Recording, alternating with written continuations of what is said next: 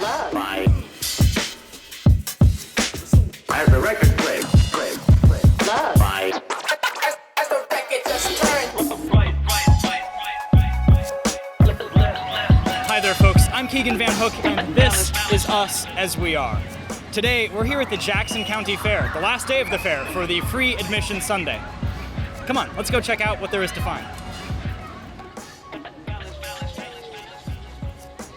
Are you having a good time at the fair? You having a good time? I'm so glad we found some animals. This is the part of the fair I really wanted to get to, so I'm glad we found this. All right, how about you just go ahead and introduce yourself and explain what you're doing here at the fair today. Okay, my name is Renee Van Ornum, and my family and I own Farm Life Petting Zoo. These are all our own personal animals.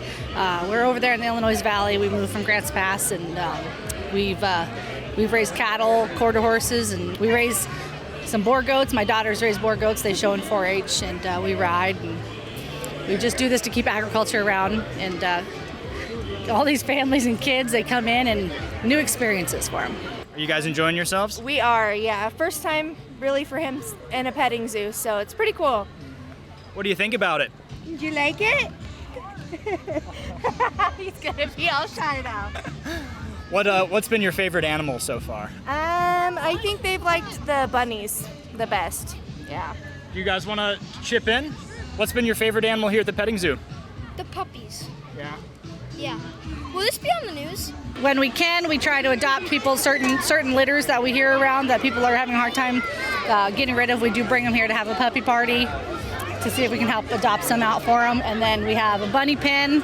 We do birthday parties. I mean, the business side of it, we do birthday parties, and we just want to keep agriculture and kids around livestock as much as possible. Is the petting zoo the main thing you do with these animals, or do they have other jobs? They're our pets, and some of them are our mamas. You know, they'll have babies for us and whatnot. And like I said, my daughters, they show 4-H. My son's an up-and-comer, but they have their projects in here as well. What is 4-H? 4-H is where the agricultural world comes into play with the families, where a child you can show, not just a child, because you can do baking and do all, the greenery stuff, which I am not a green thumb. That's why I raise livestock. But kids own animals. They can do chickens, ducks, turkeys. Do up there. You can see all the poultry above us there. That's their poultry area. Children can raise these animals, and they bring them to show. And there's a market version of it to where you can sell your animal at the end, and then there's a breeding and just a show side of it to where they keep that animal year round. Hello, my name is Amy Groh. I'm the leader of the 4-H Ambassadors. 4-H is a youth program, that has a multitude of different clubs that kids can participate in. They're very low fee, and some don't require an animal, art, shooting animals, all kinds of wonderful things to do.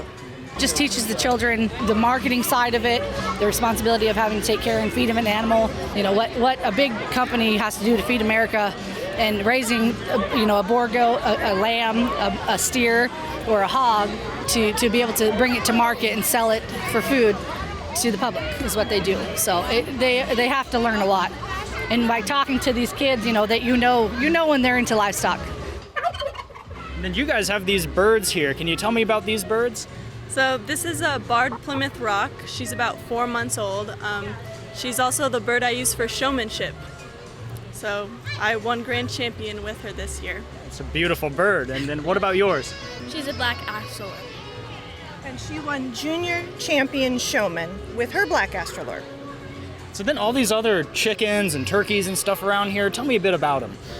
Well, we have a lot of kids in the clubs, Pigs and Tails, and we have a few other clubs that the kids bring all of their chickens in. We have roosters, bantams, the little ones, the larger birds, and they compete. And so what they do is not only compete for breed, but they also compete for showmanship, how they've been practicing with their birds, how their birds react to them.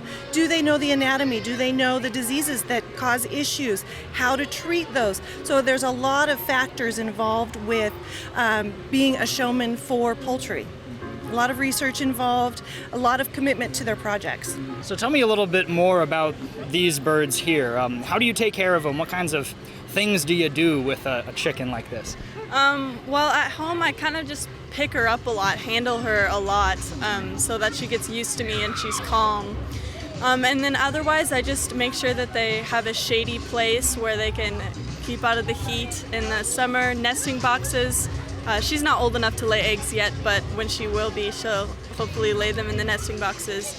And then just always making sure they have feed and clean water. So it's a pampered life for a show chicken. Oh yes, definitely. Anything else about yours? Well, I give her mealworms occasionally. I won a contest with her about eating mealworms, and What's the personality of these birds like?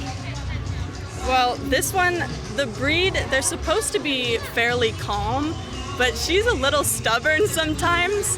When she doesn't want to do something, she definitely does not do it. when she sometimes escapes, when you try to get her back in the pen, she tries to run away from you. And, yes. Poultry is a great project even if you live in the city, because according to the Medford city rules, you can actually have poultry in town, which is great. They're great starter animals, low commitment, low cost, just a lot of fun, and help develop empathy for the kids and also a good work ethic, because they do require being taken care of on a regular basis. So 4-H has so much to offer, so many different projects. It's a great place to check out. So much fun for the kids. Look at that guy just hopping on top of a cow through there. What? We can get over to that. Let's go talk to him. Is this your cow? Yes, sir. Tell me about him. So he's the second fattest cow in here, and his name is Bull. My name is John Dill, and I've raised him for a couple months, and he's just a lovely cow. So he's the second fattest cow in this entire pen. What's his purpose? His purpose is to make me money and rich. How do you make money from a big fat cow like this? The more you train them and the more you put into them and like the more feed, mostly you want them to get as fat as they can and the more like looks they get. And then auction time, oh God, he likes that. On auction time, mostly when it's auction, the buyers would mostly try to bid on it, and well, since he's the fattest cow and he's 15, he got 5, so each pound is $5, and this is over 1,000, so yeah, makes really good money. I got $7,000 out of that. I am Kendra Lee, and these are my Nigerian dwarf goats. We bring them to lots of fairs, and they're just really popular. They're not really popular, but some of them are.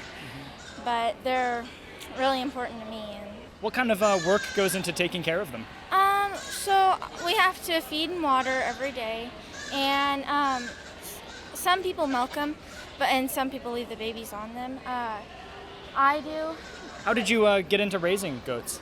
My parents bought me a Nigerian dwarf goat for Christmas, and I decided to start showing, and then that's pretty much how I got into it. And then we just kind of we just keep getting goats after that, so. Do you enjoy it? Yeah. Look at the lips on him. So strange, those lips. What I enjoy about it is that it's a great experience. It's a once in a lifetime for everyone. So I think everyone should do it, even little kids. And like, to put something out there for all of you that's gonna probably do 4-H is make sure he doesn't have the extra nut. You know what I mean? Because they're supposed to be neutered. And I have this guy, and his name is Bull because he was actually a bull. And so we had troubles with that. But true story is, one day I walked him and well, he got under me and flipped me 3 feet up in the air on a pile of rocks. So it wasn't fun. You can ask my stepsister and my brother, but they ain't here. So yeah. Just to let you guys know that is based off a true story. Wow. And so you're doing this through the 4-H program? Yes, also to get money, because I'm 14 and I'm about to almost get a driver truck, and yeah, so it helps. Money helps with like a bunch of things. It doesn't make you happy, it just solves problems, so it helps you through, so yeah. And just, it's really a fun experience for everyone to have, so yeah. What was your name again? John Dale. John, it's good to meet you. You too. Big advocate for 4-H. I think it's an amazing thing for kids to do. Over here in the Jackson County, they do a pretty good job, a really good job. They have a bigger group, and they just do a great job with their 4-H deal. And over there in Josephine County, we are fortunate to still have it, and they've been doing better and better every year. So. Flag is up. Number 4.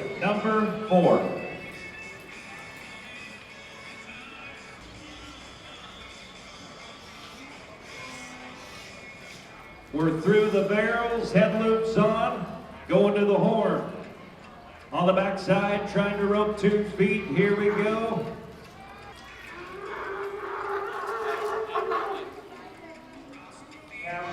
So these are all ranch, these are all things that these guys do on a regular basis at home on the ranch, okay, to doctor their calves, their cattle. There'll be a 5-minute time left. So this is calf roping. So the first 3 teams in the arena. They're going to let some calves out. These guys get it. They're going to run after. They're going to pick. They do not get one assigned to them. They're just going to go and this one's kind of a fun one to watch because it gets pretty wild. So they're going to go to, they got to rope it, and then I'm not sure. Then they got to get off their horse, tie it down, and you'll watch how they do it. What? Rick, are you ready? Oh, they're going for it over there. Okay, so right there. they're each going to have to, and those calves are going to go crazy and scramble. So they're each going to try and sort one out and rope. And this is what they do to doctor on the ranch. They catch them in big open fields. Orland's got their calf roped. Ours is Ryan. Ward Cattle Company's got theirs. He's way down there.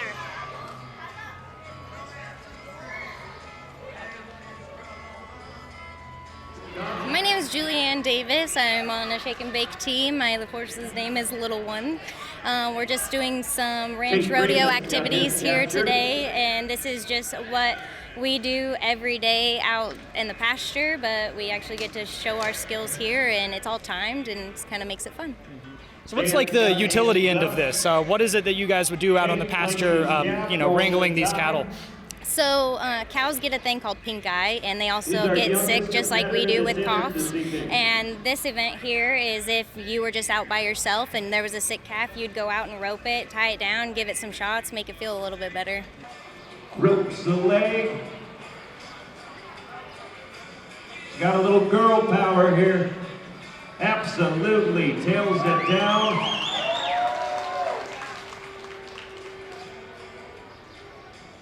We just saw you, I think, take down a cow. Tell us about that round. Sort of what were you doing? What's the methodology? So that one is if you have just a bigger cow that, like maybe a mama cow that has like some foot rot or like just not feeling well, again, then you would just go out in the pasture, same thing. If you have a lot of people, it makes it way easier. It's easier on your horses, so you just have somebody hit them and then rope their feet, and then you pull them down, and when you string their front feet, it just relieves the pressure off their throat so they can breathe, and then you mark them so you know which ones you've doctored. And what's the experience of doing this like? It seems like it would be exciting. You're going real fast and roping cattle. It's very classic. What's it like? Yeah, it's very thrilling. It's a great experience, and then you're also helping the cows, so there's that like health aspect of it too. How'd you get into this line of work? I've been roping since I was 9 years old, and just been part of ranching communities all my life, so it's kind of a way we live our life. It's nice.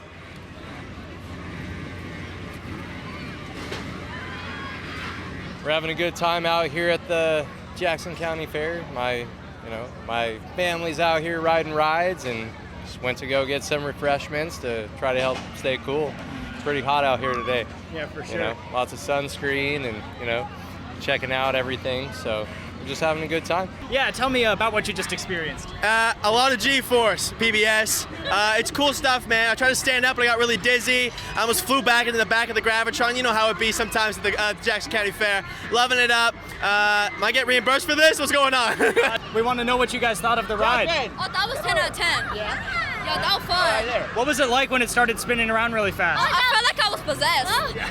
We started going up in the air and that was fun. Oh, hi, I'm on TV. 5 stars. Well, my name's Honor. I'm 14. I just started working. This is my first job. And yeah, I'm having fun, just getting paid so I can get a new VR headset. It's a lot of fun. Just fun around. That's it. Yeah, it's going really, really, really fast. Some would say enough to produce G-Force. Some would say, hey, take care, guys. Well, what else have you experienced at the fair? This would be the first one. This is the very first. We touched some cows, we touched some goats.